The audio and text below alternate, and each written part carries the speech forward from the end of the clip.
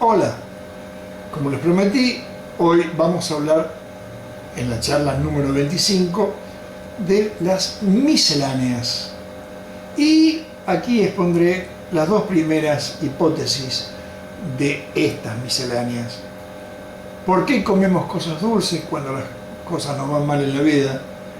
Y una hipótesis, mi hipótesis, sobre las comidas del verano y del invierno. Bueno, vamos al tema. En el libro Pobres Gordos surgió por primera vez el problema de tratar algunos temas importantes que no podían ubicarse en ningún capítulo del libro. Se me ocurrió entonces escribir uno bajo el título de Misceláneas, un capítulo que se llamara así, Misceláneas. Esa era la forma de anotar conceptos, a mi gusto muy importantes, que no tuviesen relación entre ellos. Como ahora me veo en la idéntica situación, usaré el mismo recurso para darle a conocer algunas hipótesis que por sus particularidades no han de tener cabida en ningún lugar de lo anterior y que por su brevedad no justifican ser anotadas en forma individual. Aquella vez me dio resultados. Le recuerdo así el breve índice.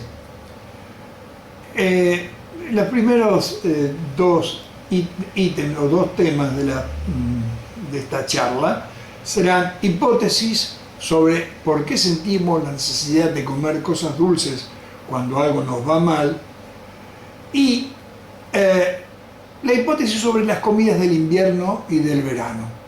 La próxima charla hablaremos sobre mi hipótesis sobre la anorexia nerviosa y sobre la bulimia. En la otra charla hablaremos sobre el eterno problema del desayuno. Ya verán qué interesante. Y daré mi opinión sobre los alimentos y bebidas diet, light, bajas calorías o directamente dietéticos. En otra charla más hablaremos sobre mi hipótesis sobre el correcto modo de alimentarse de las embarazadas. Comenzaremos hoy entonces con las hipótesis de las misceláneas. En esta charla hablaremos de las dos primeras, les decía, por qué sentimos necesidad de comer cosas dulces cuando nos va mal y mis pareceres sobre los alimentos del invierno y del verano. Vamos con la primera, hipótesis sobre por qué sentimos la necesidad de comer cosas dulces cuando nos va mal. Es realmente algo usual que los gordos y los que no lo estamos también sintamos el irrefrenable apetito de comer cosas dulces en respuesta a cada agresión con que nos obsequia la vida. Esa actitud, a primera vista anormal y patológica, es absolutamente normal y lógica en todos los mamíferos, cosa que naturalmente incluye a nosotros, los seres humanos. Les explico lo que creo yo, por qué ocurre eso. Los primeros meses de nuestra vida los pasamos confortablemente en el vientre de nuestra madre. Allí, en ese reducto casi mágico, gozamos del periodo de mayor seguridad de toda nuestra existencia, en oscuridad total, con casi ningún ruido que nos perturbe, sin que nadie nos toque. Estamos sumergidos en un mar de líquido amniótico, siempre a la ideal y constante temperatura de 37 grados centígrados, sin la necesidad de respirar, transpirar, tiritar, beber o comer, ni la de trabajar para conseguir comida o bebida. ¿Qué estado de mayor placidez podemos conseguir vivenciar en el resto de nuestra existencia? Como siempre, todo lo bueno alguna vez se termina y llegado un momento todo se acaba. Afuera es la orden de la naturaleza, a vivir la vida en este trajinado mundo. ¿Y cómo nos recibe el mundo extrauterino? Con lo primero que tiene a mano, con agresión. La luz de la sala de partos nos enceguece y los ruidos del ambiente nos ensordecen. Nos pegan una palmada en las nalgas con lo que nos obligan a sentir el dolor de poner en marcha nuestro mecanismo de respirar. Hasta nuestro propio llanto nos aturde. La temperatura es, de repente, entre 10 y 15 grados centígrados menos que la de la panza de mamá. Nos raspan todo el cuerpo con una turunda de gasa para quitarnos los restos de lo que hasta hacía unos minutos nos había protegido. Y nos tironean de aquí para allá, nos meten un tubo aspirador en las narices para succionar el pobre moco y el líquido amniótico que hay en ellas, con la excusa de facilitarnos la respiración y hacer nuestra llegada al nuevo mundo menos traumática. Nos ponen en los ojos gotas antisépticas que arden más que el vinagre y, como si fuera poco, tenemos que soportar los alaridos de un irónico obstetra que nos grita «¡Bienvenidos!». Pero de pronto toda la tortura se termina. Vuelve la calma y el silencio, desaparece la luz enceguecedora, otra vez el calorcito del cuerpo de mamá y así, por primera vez, desde nuestro debut, algo agradable y placentero, el dulce gusto de su leche tibia en nuestro paladar. Es la primera impresión gratificante que recibimos. Y no es tan solo muy rica, parece que además sirve para quitarnos todas las penas. Porque cuando lloramos, ahí va, la teta en la boca, no importa la causa del llanto, siempre el chorrito de leche dulce que lo calma. Y se transforma esto en un reflejo condicionado, reflejo que queda marcado a fuego en nuestro inconsciente. Experiencia mala, leche dulce como premio y consuelo. Y así día a día. Cuanto más adelante nos duelen las encías porque nuestros primeros dientes quieren cortar, coquito de pan para morder, algo durito para ayudarlo a mostrarse, almidón que nuestra saliva transformará en dulce glucosa. Y ante el chichón, resultado de nuestro incipiente esfuerzo por aprender a caminar, un dulce chupetín que amainará la pena, igual que cuando nuestros primeros dolorcitos de panza, provocados por la espuma que forman nuestros intestinos, la enorme cantidad de lactosa que contiene la rica leche de la teta, gracias al hiperconsumo que mamá hace de alimento con gran cantidad de carbohidratos con la excusa de que está amamantando, a causa de no poder elaborar la suficiente cantidad de lactasa, que es una enzima que desdobla la lactosa, el azúcar de la leche, en sus dos moléculas componentes, glucosa y galactosa, para que puedan ser absorbidas por las paredes de nuestros intestinos delgados, por lo que no podemos digerirla en su totalidad, lo que obliga a que se nos suministre el dulce y avainillado antiflatulento para evitar los acostumbrados cólicos. Así crecemos ante cada cosa mala, dulce para compensar o aliviar.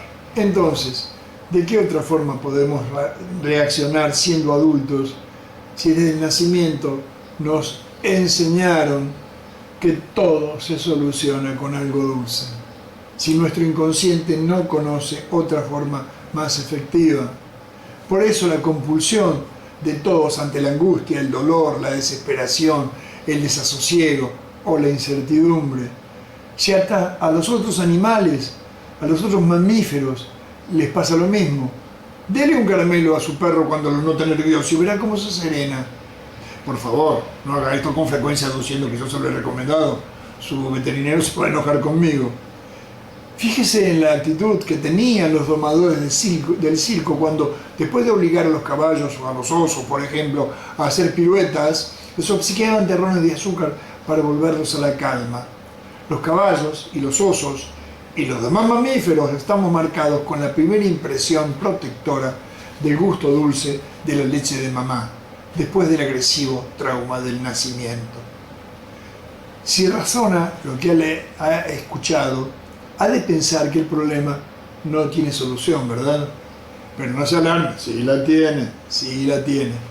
No trate de luchar con abstinencia ante esa compulsión tan primitiva. Lo que real e inconscientemente necesitamos es sentir el gusto dulce ante las malas ocasiones de la vida. Mas debe saber que no importa la calidad del elemento dulce que necesitemos llevarnos a la boca. Nuestra cultura hace que cuando sentimos ese tan primitivo impulso, lo traduzcamos en una irreprimible necesidad de paladear lo que vemos, olemos, nos ofrecen o simplemente imaginamos en base a nuestras experiencias anteriores. Y cualquiera de esas cosas han de tener algo en común. Son hidratos de carbono, pues ha de saber que no interesa cuál sea el elemento que nos proporcione ese sabor, sino y simplemente importa su cualidad de dulce. Esto hay que repetirlo. No interesa cuál sea el elemento que nos proporciona ese sabor, sino y simplemente importa su cualidad de dulce. Si está dispuesto a seguir los consejos que le he dado, en donde están restringidos los glúcidos, tenga siempre a mano alimentos y bebidas dulces, pero que no contengan carbohidratos. Y verá que el efecto es tan mágico como el de los legítimos azúcares.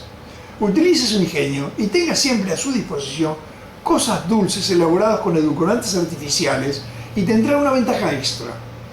Cuando un gordo que está cuidándose sufre un traspié vivencial, siente, como hemos conversado, la normal necesidad de ingerir cosas dulces. Como son muy pocos los que puedan resistirse al apremio, comen, pero luego se sienten culpables. Por haber comido cosas que saben, frenarán sus progresos, por lo que esa culpa se transforma en un nuevo conflicto que quizá tenga necesidad de eclipsar volviendo a ingerir cosas dulces. Y lo hacen, lo que provoca idéntico sentimiento y de allí en más. En cambio, si ante la necesidad de sentir dulzor en su boca, lo consigue con alimentos y bebidas que sabe que no contienen carbohidratos, sino un inerte e inofensivo edulcorante sintético, no se sentirá culpable, por lo que todo el asunto terminará con el último trago o el último bocado. Les cuento una anécdota de consultorio. Hace bastantes años vino una joven abogada que me relató una experiencia que en estos momentos viene de perlas. Una tarde, me decía, estaba discutiendo agriamente con su esposo, pelea normal, en pareja normal. En plena discusión, cuando aún no estaban dichas todas las cosas, suena el timbre. Se montó rápidamente una escena de paz y armonía para disimular y se abrió la puerta. Era una colega que hacía una semana había convenido con mi paciente, y ella había olvidado, venir a su casa para que le aconsejara sobre un pleito que estaba defendiendo. Con gran disimulo, el esposo se abrigó, saludó muy cortésmente a ambas y se retiró de la escena con el pretexto de una diligencia. Pero he aquí que la colega, aparte de muchas carpetas, cosa común en los abogados, traía en la otra mano un primoroso paquetito de masa seca para acompañar el té. Apoyó el paquete en la mesa del comedor, lo abrió y me contaba a mi paciente. En esos momentos de bronca contenida y desahogo frustrado, sintió un deseo casi irreprimible de comérselas todas.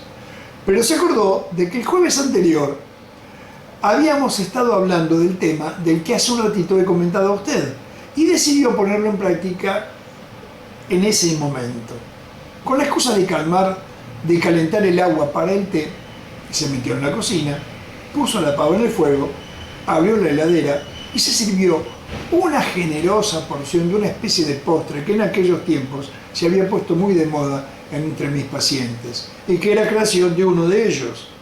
Un riquísimo revuelto de huevos y manzanas fritas en manteca, edulcorado artificialmente y saborizado con esencia de vainilla y jugo de limón, que se cocinaba junto con un puñado de nueces picadas y que se servía frío en una compotera coronado de una cucharada de crema chantilly hecha con crema de leche, edulcorante y un toque de esencia de vainilla, o con crema sin batir edulcorada o espolvoreada, edulcorada artificialmente y espolvoreada con canela, por ejemplo. Me lo comí, me relataba mi paciente, y automáticamente me sentí mejor. Cuando llegué al comedor, con la tetera humeante, mi amiga me ofreció una de las masas que se veían estupendas. No, le dije, no quiero, gracias, me estoy cuidando, quiero adelgazar. pero lo más notable era que realmente no sentía deseo de comerla. Fin de la anécdota.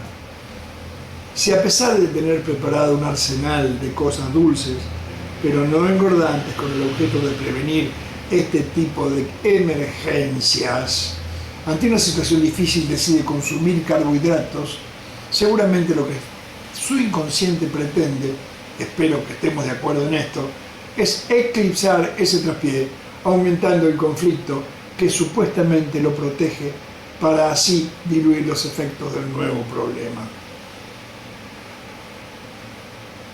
O del agravamiento de uno anterior. No se deprima, no tire todo por la borda. Eso les pasa muchas veces a todo en algún momento. Siga adelante y medítelo para tratar de que no vuelva a ocurrirle. Ahora hablaremos de mi hipótesis sobre los alimentos del invierno y del verano, donde se volverá a demostrar que nuestra cultura está llena de mentiras. Corta charla, pero verá que es muy interesante y educativa. Todos estamos convencidos de que los que vivimos en el hemisferio sur comemos al revés. Pensamos que como nuestra cultura proviene del norte, nuestro modo de alimentarnos están trastocados. Comer nueces, almendras, castañas, chocolate y turrones en Navidad es un desatino, creemos todos, debido a que es una costumbre importada a las tierras australes por los inmigrantes del norte. Estamos convencidos de que consumir esos alimentos en pleno verano navideño es un estúpido atavismo que nuestros antepasados nos impusieron, porque ellos crecieron con la costumbre de consumirlos en los inviernos de fin de año de sus lugares de origen. Por algo parecido, en todos los lugares en donde hace mucho frío, sus habitantes, o los que por ellos transitan, creen que ingerir tabletas de chocolate es un modo de protegerse de los rigores estacionales. Uno siempre recuerda las imágenes cinematográficas de soldados norteamericanos disputándose una barrita de la riquísima golosina para, supuestamente, hacer más soportable la crudeza de cada invierno europeo de la guerra. En realidad, lo que necesitaban era sentir el gusto dulce en sus paladares, como hemos visto recién, para inconscientemente sentirse consolados de las agresiones que les tocaban vivir. Es por eso que, estamos seguros, somos víctimas de una especie de psicosis colectiva, de una contracultura que nos obliga a comer nueces y chocolates en el tórrido verano de Sudamérica. Recuerdo, como un hecho cómico, que siendo niño leía en una revista infantil muy famosa aquí, se llamaba Billy Dickens, que en invierno da más calor un helado de chocolate que un plato de sopa, ya que, decía la nota, tiene más calorías un helado de chocolate que un plato de caldo.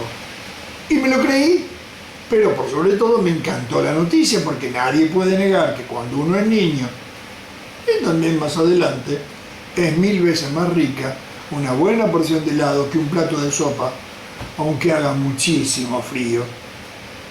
Pero nada de eso es cierto.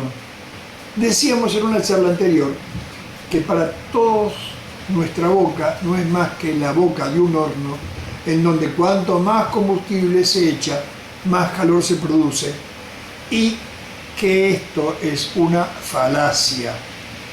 Al parecer, nos hemos olvidado de algo fundamental: el calor específico de las sustancias. Concepto que en nuestra Facultad de Medicina de Rosario nos enseñó el doctor Julio Barman en su famosa cátedra de física biológica. Él lo llamaba calor intrínseco, y a mí me gusta más llamarlo así. Al fin, estos temas que aquí tratamos no son de física. Todo elemento, aparte de docenas de propiedades físicas que lo caracterizan, goza de una muy particular sobre la que se habla muy poco: el calor intrínseco. Se denomina así a la capacidad que tiene cualquier elemento de retener durante más o menos tiempo el calor que le ha brindado una fuente de calor. Si calentamos a 100 grados centígrados un litro de agua y uno de aceite y luego al mismo tiempo lo retiramos del fuego, veremos que el agua demora mucho más tiempo en enfriarse. En consecuencia, el agua tiene más calor intrínseco que el aceite. De hecho, según recuerdo, es el agua destilada el elemento de mayor calor intrínseco de todos los que existen. El hombre, después de descubrir el fuego, observó que el agua caliente pura suele ser vomitiva, pero que si se disuelve en ella algún elemento que le dé sabor agradable, deja de serlo automáticamente. Y también observó que al ingerir algún compuesto de agua caliente saborizada, se defendía más fácilmente del frío ambiente en sus obligadas exposiciones a él. Las tisanas, los caldos y los guisados son el resultado de esa observación. Y es rigurosamente así. Al ingerir un alimento o bebida que tenga un alto calor intrínseco, o sea, mucha agua caliente en su composición, nuestra temperatura interior subirá algunas décimas de grado, elevación que se mantendrá durante un largo tiempo, lo que permitirá resistir más fácilmente una exposición prolongada al frío reinante. Por eso, los rusos, por ejemplo, consumen una gran cantidad de té muy caliente, sacado de su tradicional samovar, antes de exponerse a las gélidas temperaturas de sus inviernos tan crudos. En nuestras navidades del hemisferio sur, para terminar con el asunto, consumimos en realidad elementos de muy bajo calor intrínseco, asados de carne vacuna o porcina, o pollos o pavos, y así como ensalada de todo tipo, por ejemplo. Y bebemos cosas que tienen un alto porcentaje de agua fría, porque así como el agua es lo último en enfriarse, también es la que más demora en calentarse, por lo que conserva más tiempo el frío a que se la ha sometido. En las navidades del hemisferio norte, en donde las temperaturas son bajísimas, en esas épocas, se consumen alimentos y bebidas con muy alto calor intrínseco, sopas, guisos. Esa es la verdadera diferencia. ¿Se da cuenta de todo lo que usted ha aprendido sobre que el frío se combate consumiendo alimentos y bebidas que contengan muchas calorías? No es más que otra forma errónea de sacar conclusiones en base a la evidencia. En la próxima charla hablaremos sobre dos temas fundamentales. Les haré conocer mis hipótesis sobre la anorexia y sobre la bulimia. Verán, creo yo que son hipótesis muy interesantes. Nos vemos en la próxima, no falte. Y recuerden, si le ha gustado, dale un like, inscríbase. Y todavía faltan algunos temitas que son muy importantes. Nos vemos en la próxima. Chao.